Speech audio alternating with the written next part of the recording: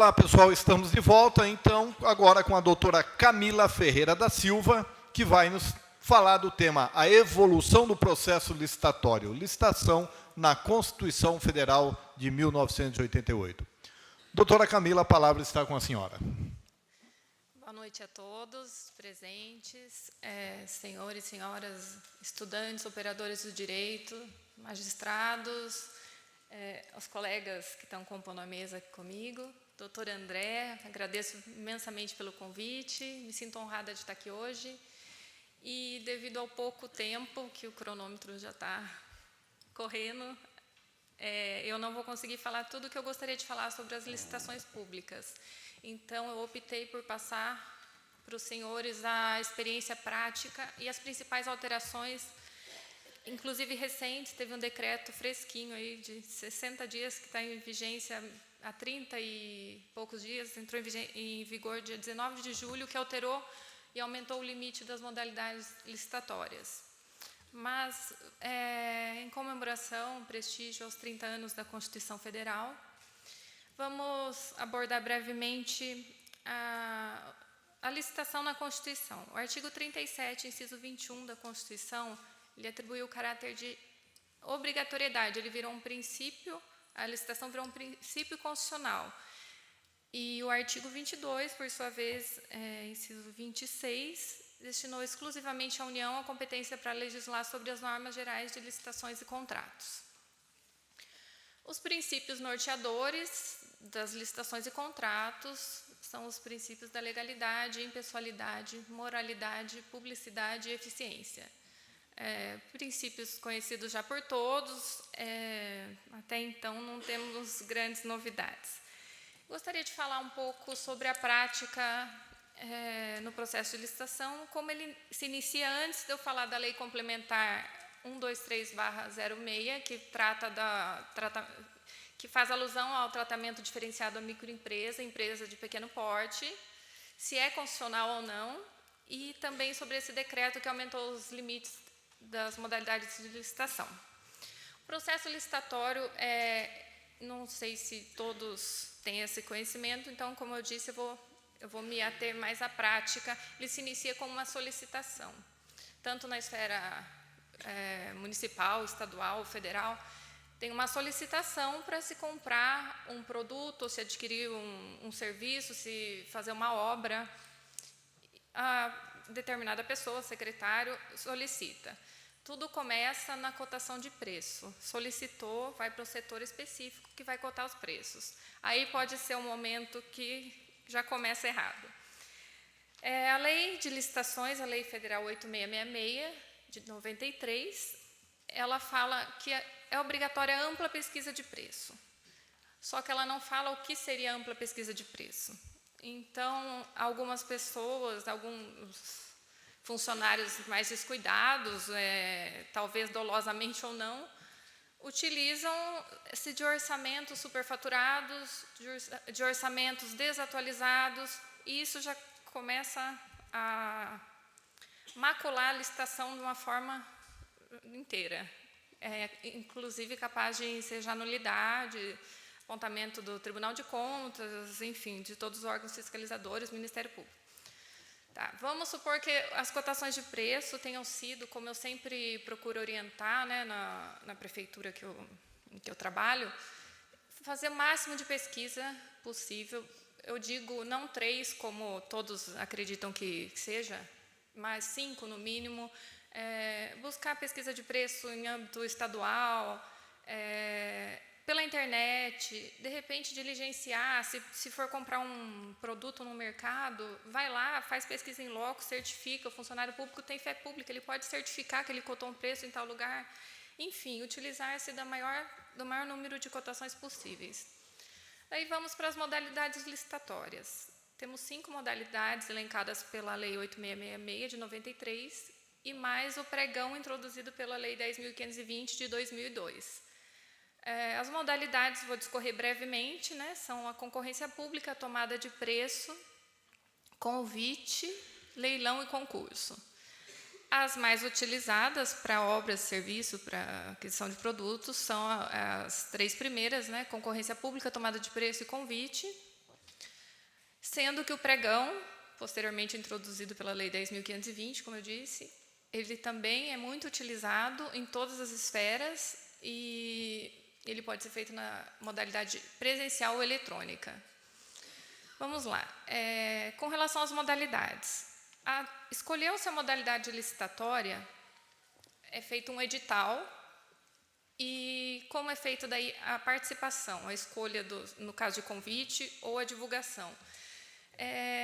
O que me causa preocupação é a modalidade de convite. Eu vou falar da concorrência, da tomada de preço e do pregão, e depois eu vou fazer um tópico apartado com relação ao convite, para chamar vocês para uma reflexão a respeito, porque eu acho muito importante.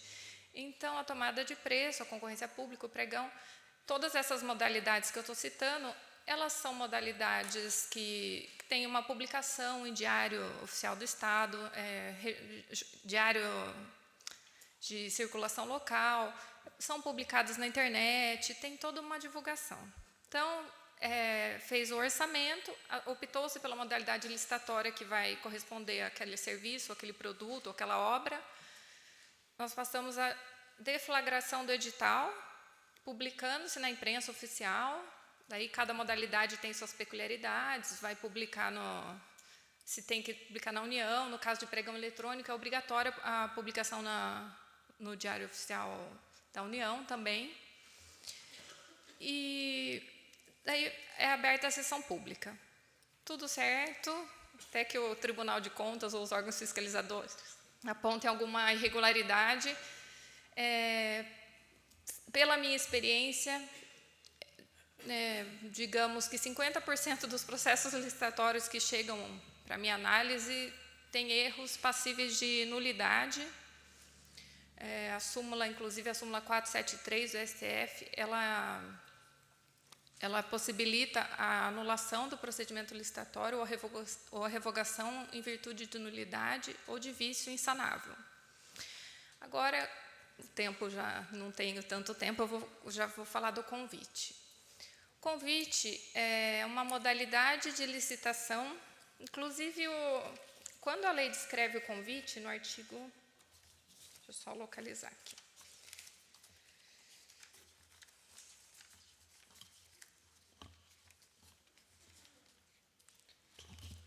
No artigo 22, parágrafo 3º da Lei Lei Federal 8666/93. Olha só o que a lei diz sobre convite. É a modalidade de licitação entre interessados do ramo pertinente ao seu objeto, cadastrados ou não, escolhidos e convidados em número mínimo de 3 pela unidade administrativa, a qual afixará em local apropriado cópia do instrumento convocatório e o estenderá aos demais cadastrados na correspondente especialidade que manifestarem seu interesse com antecedência de até 24 horas da apresentação das propostas. Gente, convite, antigamente era chamado de carta convite. É uma modalidade, eu não dou parecer favorável em convite nunca, porque depois que surgiu o pregão, há uma inversão, no pregão há uma inversão das fases de julgamento. O pregão, você primeiro abre as propostas de preço, há uma concorrência, uma disputa de preço e ganha aquela de menor preço. Depois você abre o documento de habilitação da vencedora, você não vai ficar vendo se tem documento, se não tem, se está faltando documento. Nas outras modalidades, inclusive no convite, não, primeiro abre-se a habilitação da empresa ou do licitante, pessoa física ou jurídica. Se ela estiver apta, ela prossegue e vai para a etapa com envelope fechado, vai para a etapa de verificação de preço, que o lance é só no pregão, que tem essa oportunidade de dar lance para reduzir o preço. Não, daí você abre os envelopes na concorrência, tomada de preço, convite, e aquele preço que for menor é aquele que a administração vai fechar se estiver de acordo com o valor orçado, que eles chamam de custo estimado da licitação, que foi obtido com aqueles 3 orçamentos que, se não tiverem de acordo com a realidade de mercado, a licitação não vai ser conduzida da melhor forma, de maneira alguma. Então, voltando ao convite. O convite, ele não é publicado, ele é afixado no átrio do prédio onde vai ser realizada aquela licitação, aquele certame. Você convida, a administração convida 3 possíveis interessados. Como que é feito esse convite? Tem um cadastro feito no órgão, né, no órgão público, e as empresas, as pessoas, elas se cadastram por ramo.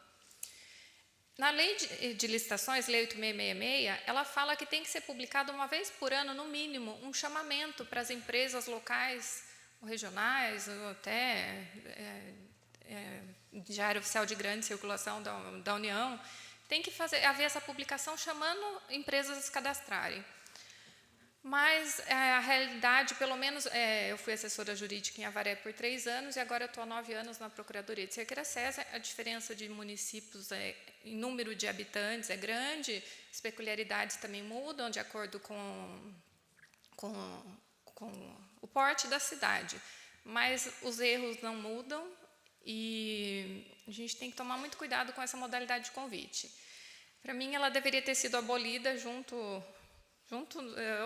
depois, quando publicaram esse decreto, que estava desatualizado, os valores estavam desatualizados há mais de 20 anos, eles deveriam ter se atentado pela extinção dessa modalidade, que não tem publicidade nenhuma, não tem economicidade nenhuma, não vislumbro que seja uma modalidade de licitação, na maioria das vezes, idônea. Então, tem um caso até para citar como exemplo. Uma vez uma autoridade, né, me pediu um parecer jurídico e eu dei um parecer jurídico opinando pelo pregão. Pela economicidade, pelo que eu já comentei, que são feitos lances, propostas, pode reduzir o valor. E eu dei um parecer contrário. Essa pessoa não atendeu o que eu estava recomendando no meu parecer, né? Era opinativo, mas eles geralmente se embasam muito pelo parecer jurídico e acabou sofrendo uma ação civil pública, porque não fez o pregão, não gerou economicidade, acabou tendo outros vícios no processo. Então, depois disso, nunca mais dei parecer favorável para essa licitação, entre aspas, que eu nem costumo utilizar como licitação. Convite não se faz, convite não deveria estar mais no rol das modalidades licitatórias. Deixa eu ver meu tempo, 8 minutos. Eu vou falar um pouquinho, então, a lei complementar que beneficiou as microempresas e empresas de pequeno porte, há uma discussão se ela é constitucional ou não.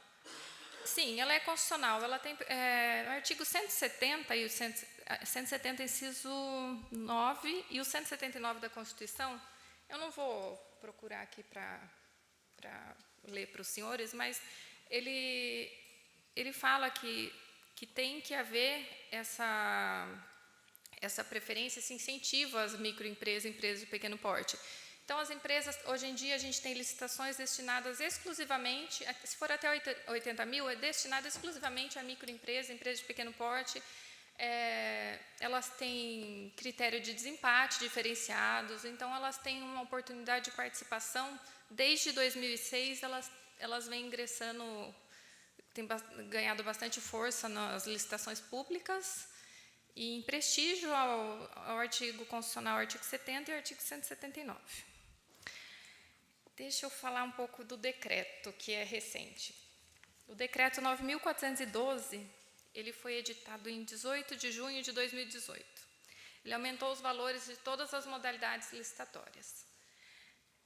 Segundo consta, né, a doutrina, ainda não tem jurisprudência, mas os doutrinadores, né, que estão abordando o assunto, embora seja recente, alguma coisa que eu consegui pesquisar a respeito, é que houve um aumento de 120% no valor de todas as modalidades. Daqui a pouco eu passo um quadrinho de como ficaram os valores.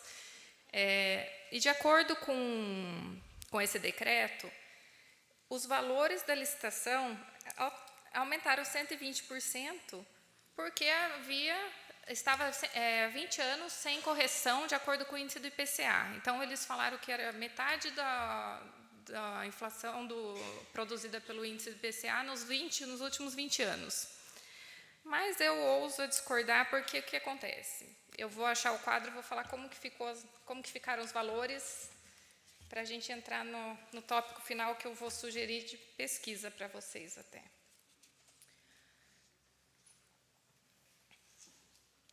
Bom, só a título elucidativo, e eu vou acrescentar também, por que foi editado esse decreto? A CGU ela fez um levantamento de que 85% dos pregões eletrônicos realizados nos órgãos federais, eles o custo administrativo não superava a vantajosidade proporcionada nos pregões.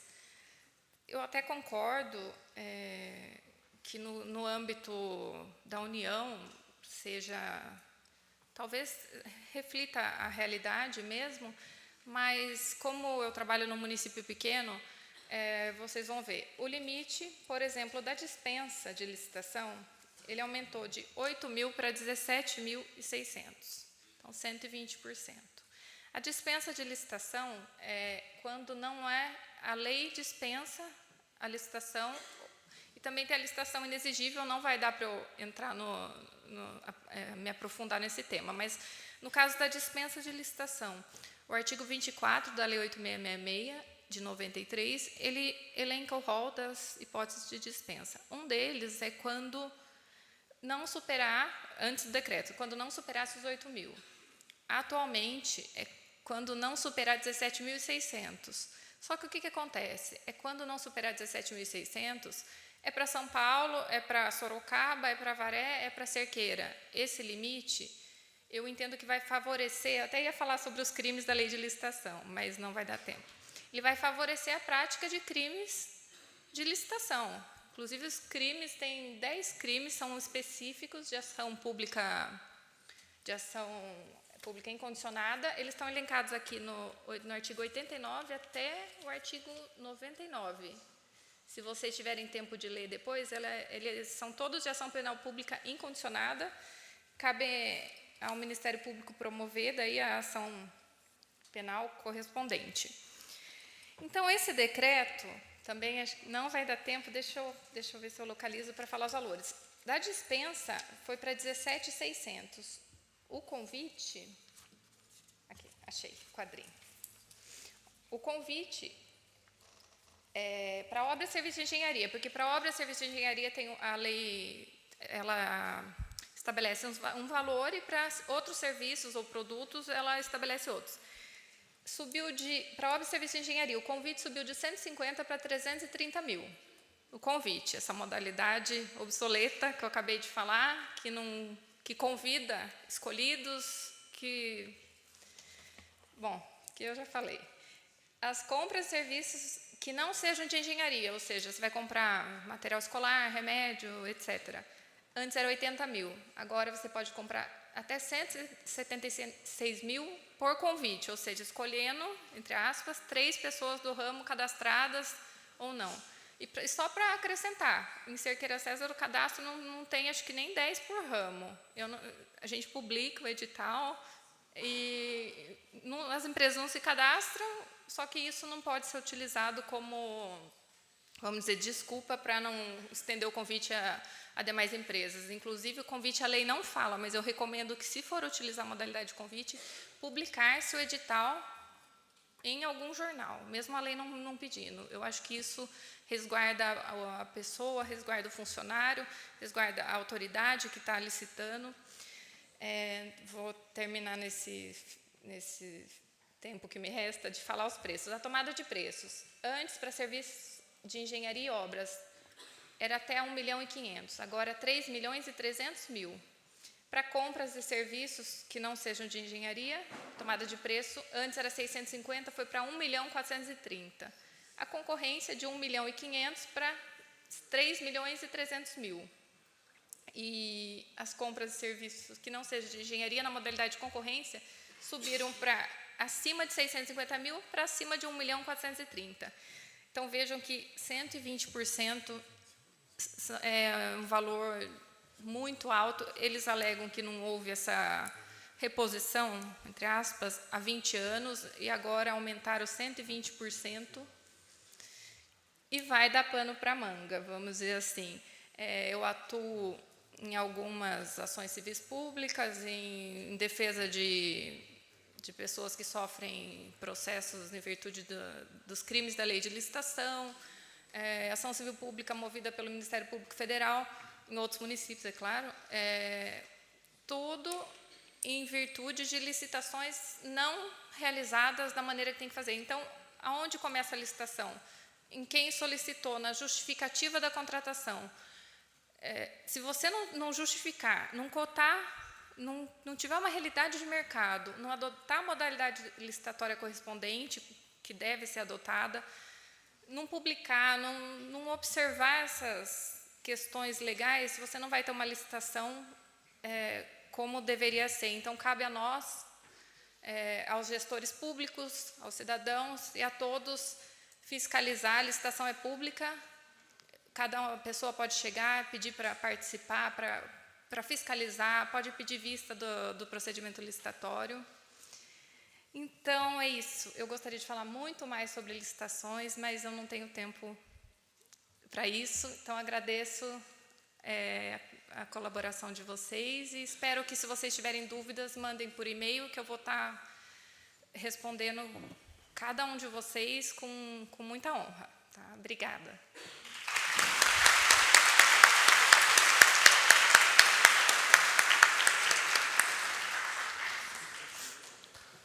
Muito obrigado, doutora Camila. Queria mais uma vez agradecer ao doutor Jair, a doutora Maria Cláudia, o doutor Rafael, a doutora Camila. Queria agradecer os alunos e nós estamos encerrando aqui, então, o programa dessa semana, que foi gravado na Câmara Municipal de Avaré, tratando de temas de grande importância. Muito obrigado e até a próxima semana.